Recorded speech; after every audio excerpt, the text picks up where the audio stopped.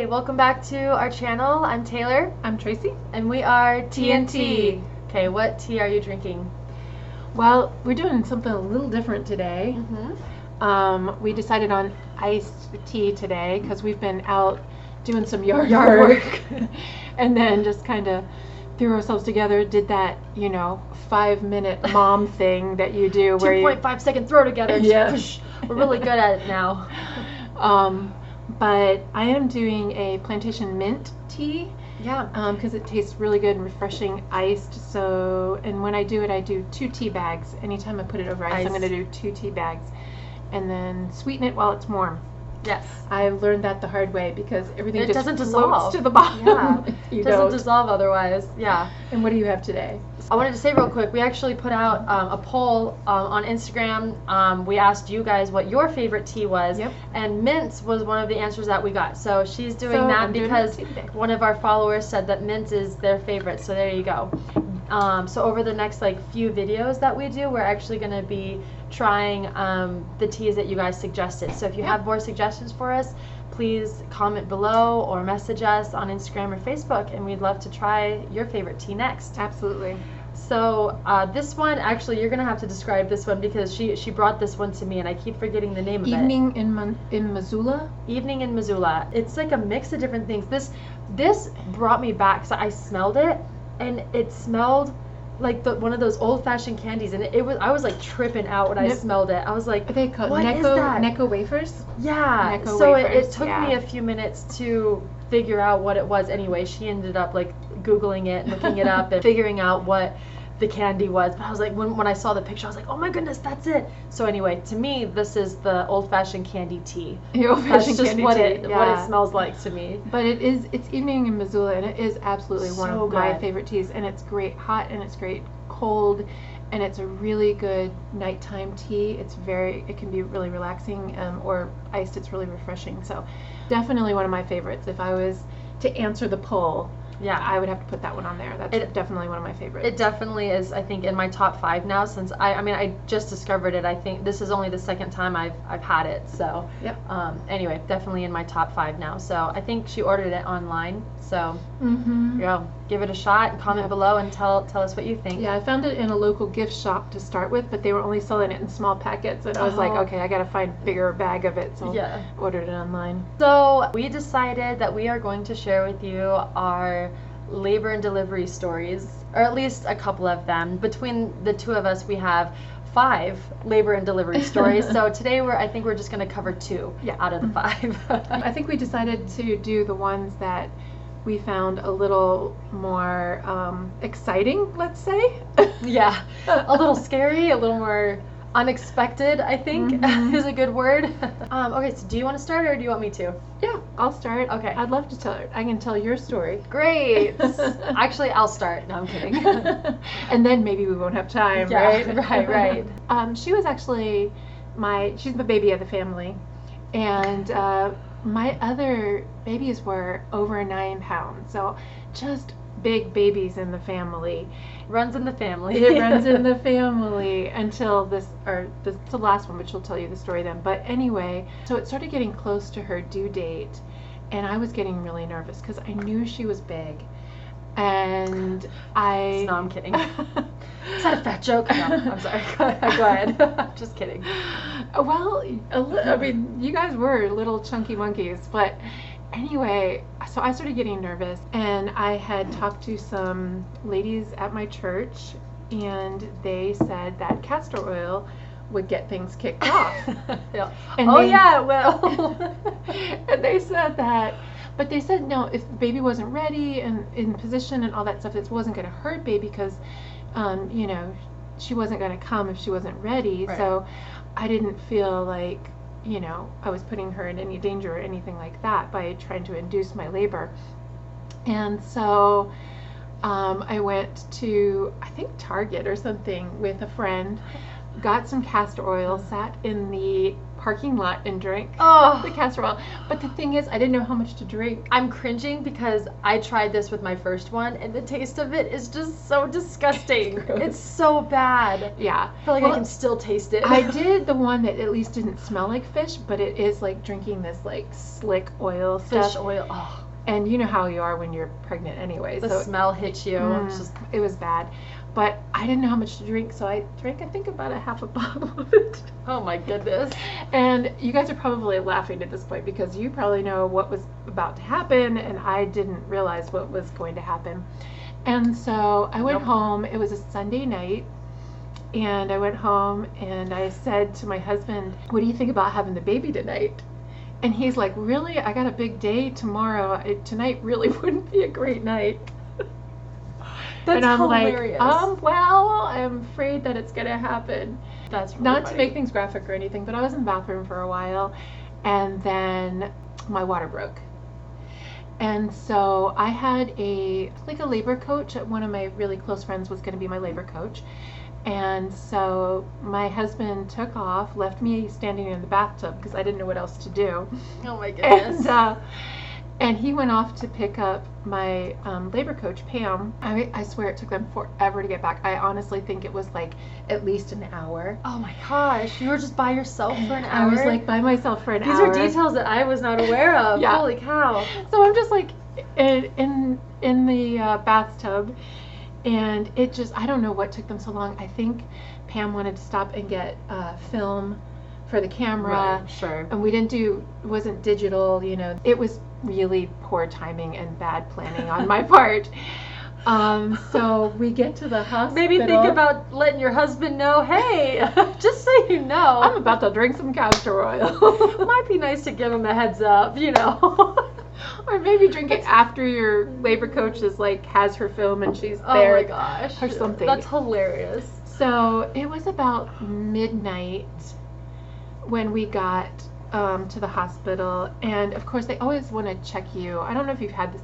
I'm like, I didn't wet myself, you know, like I'm in full labor here, but they want to check you before they put you in a room. So. Well, and you were experienced at that point. I don't mean to cut you off, sorry, No, but I mean you were experienced at this point, and the fact that they were questioning you, it's like, I mean, like you've had babies before. I know. You know, you're like, I've been through this. Like I think I know what's happening. I know what's going on. Yeah. They got to go through procedure. Sure. So anyway, they go through procedure. They confirm that I'm actually in labor. Yes, my water has broke.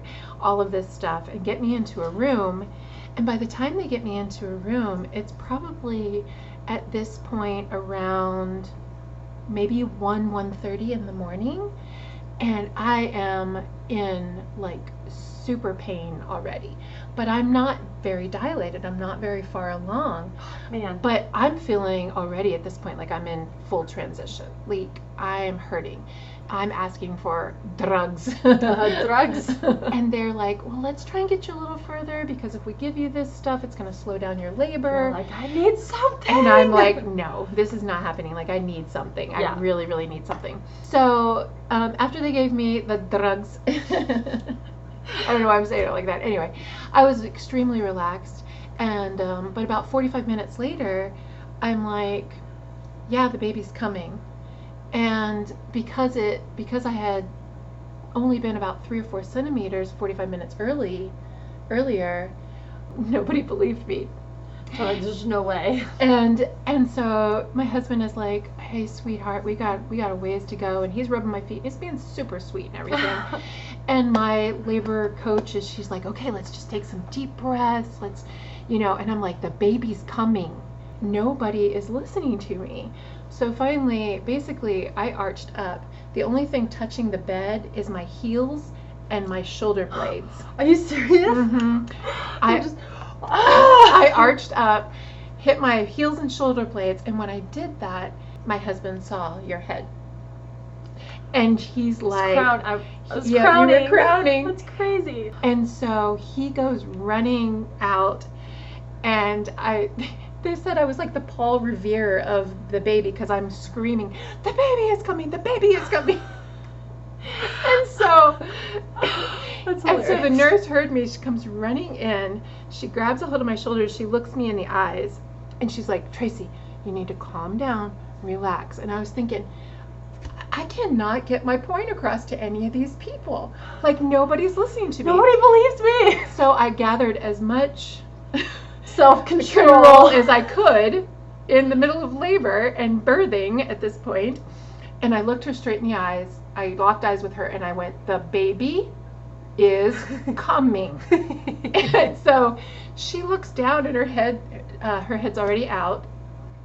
She slaps a pair of gloves on. You know, she at this point she's like, oh, okay. You mean the baby like right now? Okay, I got you. You mean she's already here. So she slapped some gloves on. I think I pushed one time. She unwrapped the cord. The cord was wrapped a little bit around you. She unwraps the cord, and you were just laying there, and you were just as blue as you could be. And it took you a while. Spoiler alert, I made it. We're good. Continue. But we were like, my husband's like trying not to panic me, but he's like looking like she's not breathing. And the doctor's like, give her a minute. She doesn't know she's here yet. What just happened? So she takes this huge deep breath and starts crying and just turns all pink. We just watched her like turn pink. And everybody just kind of breathed a sigh of relief, but it was just crazy. And the funniest thing to me is the doctor signed the birth certificate. He wasn't even there when she was born. Even in the room. He was not even in the room. He walks in, he's rubbing his eyes, and he's like, it's a girl. And he gets his name on the birth certificate. I'm like, we should have just put her name on the birth certificate. Delivered by myself. Boom. No. What you should have put delivered by castor oil. Oh, spit take. I've got tea on me. Oh my gosh. So anyway, so that's my story. And like now, obviously, it's hysterical and we're laughing about it. At the time, in the moment, it's terrifying. It's terrifying. It's intense and everything. But I think the funniest thing to me is just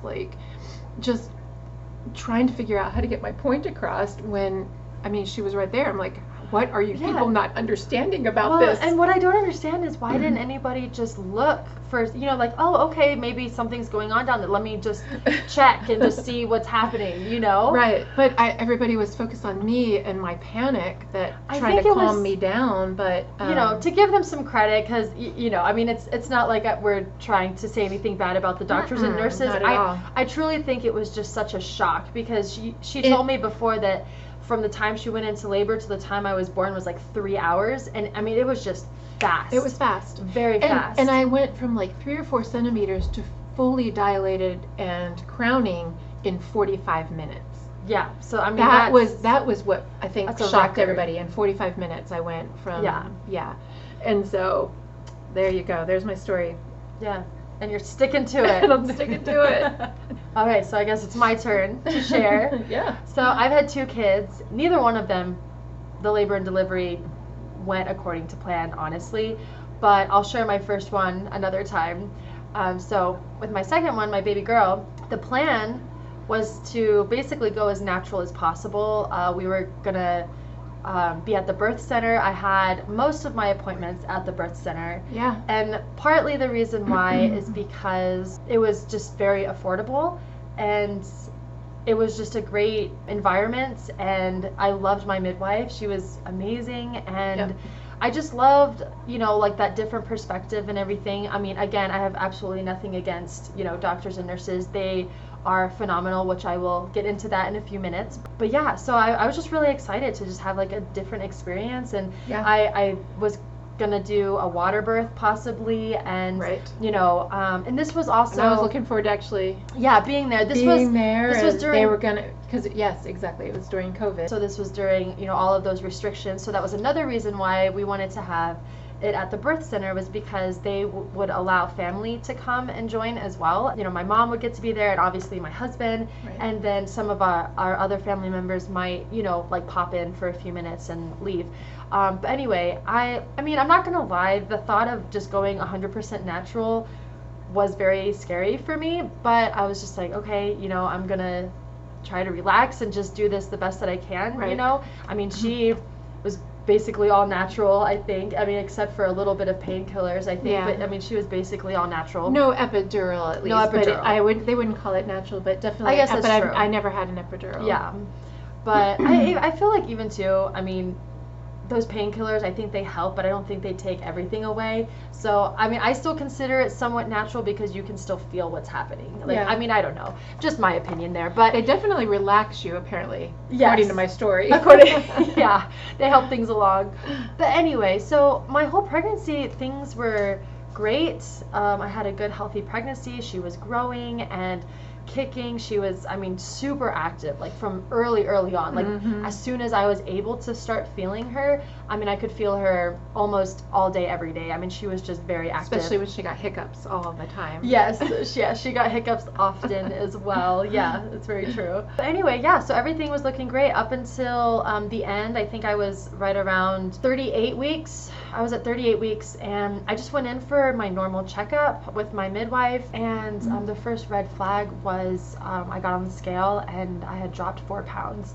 And my midwife was definitely concerned about that. She asked me if I was leaking any fluids or anything, and I was like, no, not that I know of. Like, I haven't noticed anything.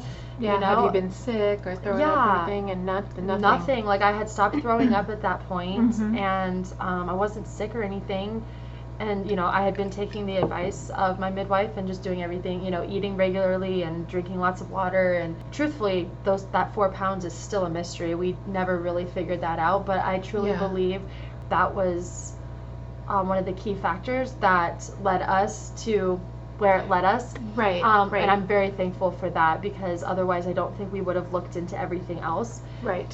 So anyway, that being said, you know, she measured me, and then she asked me how active she's been, and I was like, actually, like, she hasn't been as active as she normally has been. But honestly, I didn't think anything of it, because I mean, I'm 38 weeks at this point. I'm a couple weeks away from my due date. Like, I just figured, you know, as my mom mentioned, you know, 9-pound babies run in the family. My first one was 9 pounds. I honestly just thought she was going to be another 9-pounder. She's big and squished. She was, yeah, exactly. That's what I was thinking. And so I was like, she probably just doesn't have enough room in there to be super active anymore. Right. And so she sent me over to get a BPP test, which is a biophysical profile test, where they do a 30. Fancy. Yeah.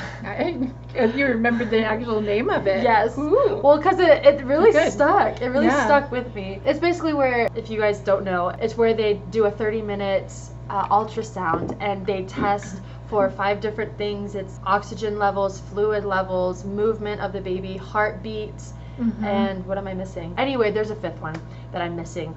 But anyway, so they kind of poke around a little bit, see if the baby could move, and within that 30 minutes, I started realizing, like, she's not moving, like, at all. You know, I didn't start to panic yet, just because everybody that was around me was very lighthearted and was very, like, in good spirits. And so, and the thing about the lady doing the ultrasound, she's not allowed to disclose any of the information, because I was asking her questions, and she was like, I really can't answer that. Like, you're gonna have to get the report from your midwife, and she can give you all the details, which is totally fair. But then it left me thinking, like, do I need to be worried or not? Like, I don't really know what's going on. So, and what was I think what kind of alerted me, though, was that they got the results to the midwife immediately. Like, this happened in a day. Well, actually, it happened, so I had my appointment with my midwife, and then she set up the BPP test the following morning. Right. So it was the very next day. I went in at 11 o'clock to get the test done, and then, yes, she's right, though, like, they sent it over right away. I went back to my midwife, and then she did a non-stress test on me, where she gave me some cold water to drink, because it's supposed to be like the cold, and then the sugary things is supposed to make your baby kind of jittery. So I ate some chocolate and drank some cold water, and again, there was still nothing. She was monitoring her heartbeat. Another detail too is I was having Braxton Hicks since like 22 weeks, honestly, and I mean, for like half my pregnancy I was having Braxton Hicks, so I was getting used to them, and I would have them almost every day. And so I was sitting, you know, when she was doing the non-stress test on me, I was having Braxton Hicks, and every time I had one, her heart rate was dropping.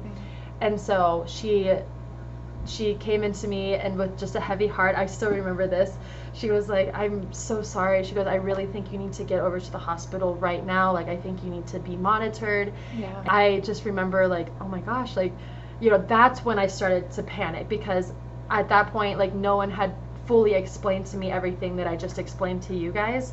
And so I just was like, okay, like, I don't really know what's going on. Like, she explained a little bit to me, but it wasn't like the full extent. I got the full story from the doctors once I got there. Right. But anyway, we both shed some tears, and you know, I gave her a hug, and I went over.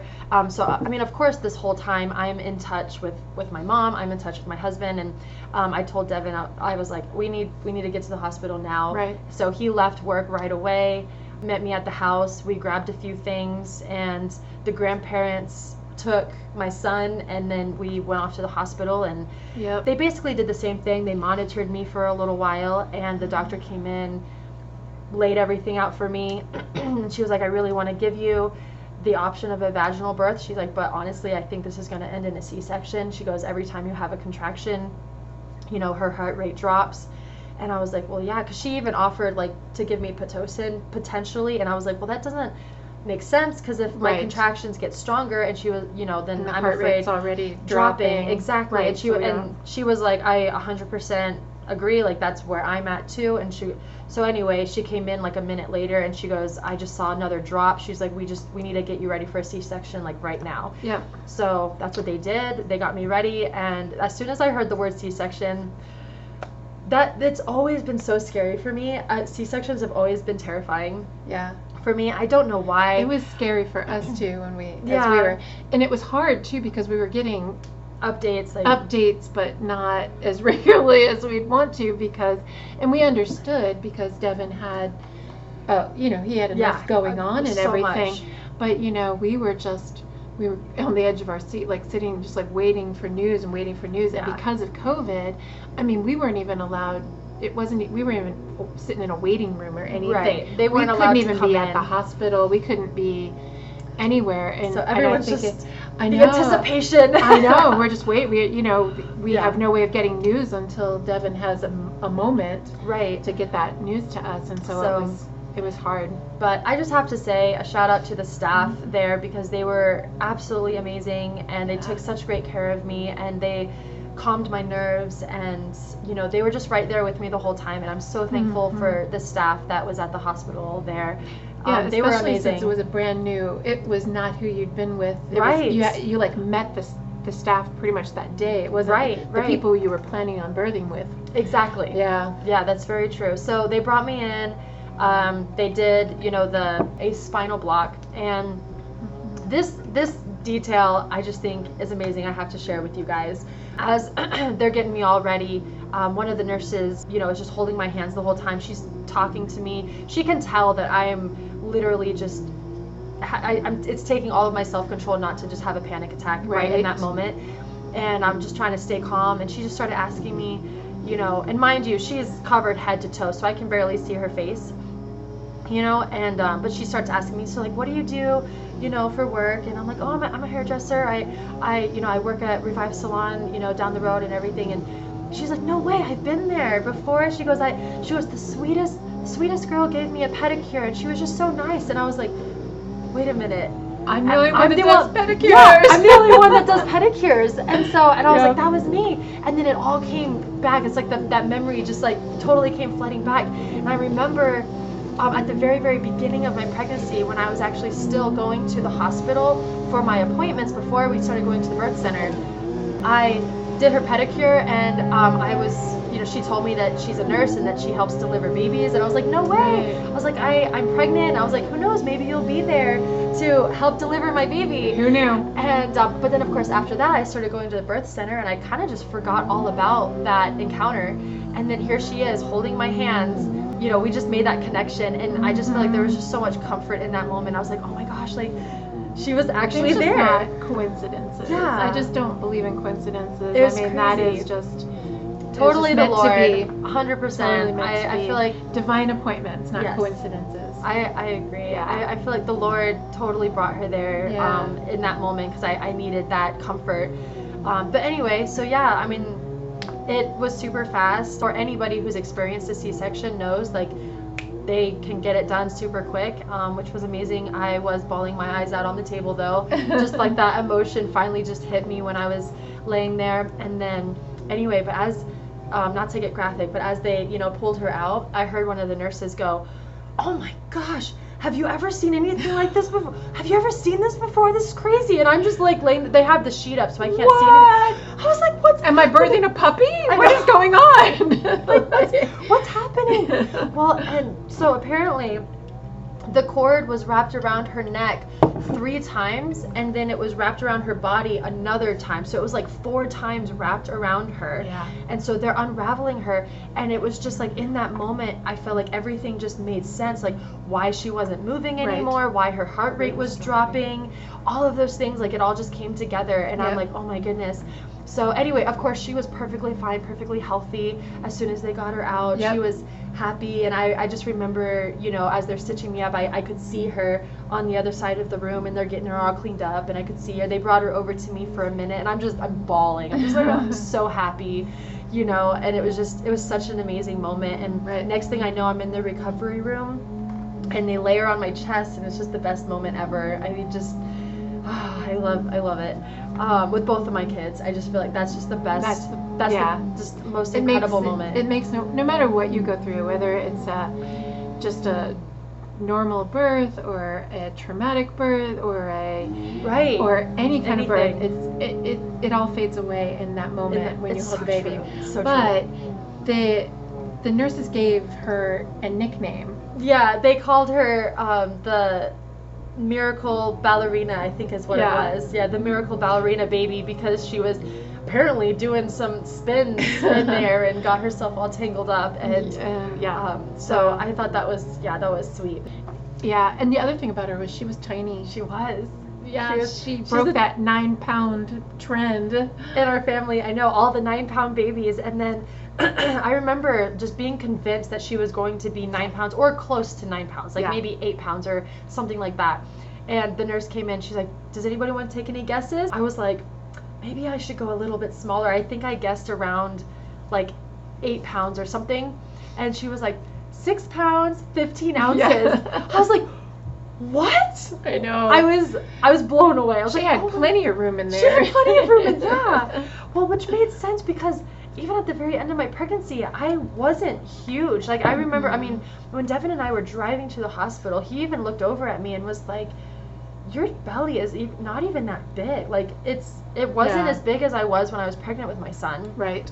So anyway, it just feels like everything, obviously, just made sense, like in hindsight and whatnot. But yeah, it definitely was scary in moments. But again, I'm just beyond thankful for the staff and the nurses and doctors that did such a fantastic job taking care of us, getting her out of there when she needed to. So we praise the Lord for that. Absolutely. Yeah. I think it takes special people to be a delivery nurse, and they're fantastic. And because it's like one of the most emotional and difficult times for a woman, and they are just so even keel and just so wonderful through it. So shout out to delivery nurses. We love you. Seriously, it's incredible what you guys do. I am impressed. Yes. So anyway, we are out of time for this one. We've had a lot of interruptions, so we were out of time a while ago. Yes. Our time ran out about 20 minutes ago. No, I'm kidding. So please share your stories. We love to hear your stories as well. Yeah, make comments below, share your story. Maybe in the next couple of months we'll share our other delivery stories with you. So, all right. Cheers. We'll see you next time.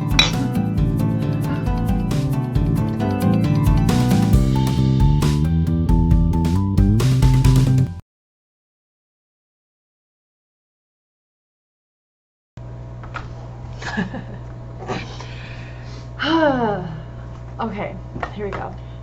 Do you want that bag there? No, I really don't. Looks like we got garbage. Oh my goodness. Here. Oh, dang it. It's this one. Okay. Oh, yes. There we go. Can I wipe the tea off of me? you. Sure, go ahead. We'll take a break. We'll be right back. Oh my gosh, it's on the chair. I told you. I did the actual spit tape. I'm keeping that. I'm keeping it. This is just not happening today.